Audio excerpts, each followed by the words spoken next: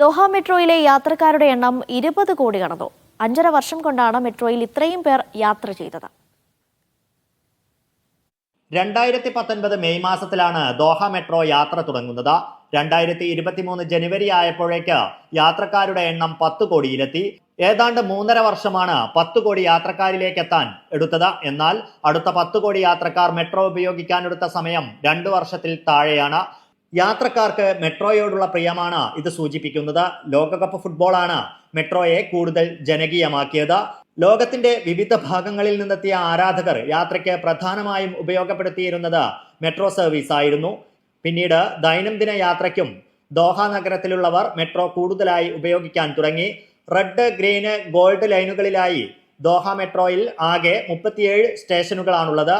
Metro link ബസ്സുകൾ, metro express വാനുകൾ, park and ride സൗകര്യം എന്നിവയിലൂടെ ഇന്റഗ്രേറ്റഡ് യാത്രാ സൗകര്യമാണ് ദോഹ മെട്രോ ഒരുക്കിയിരിക്കുന്നത്. Media 1 Doha.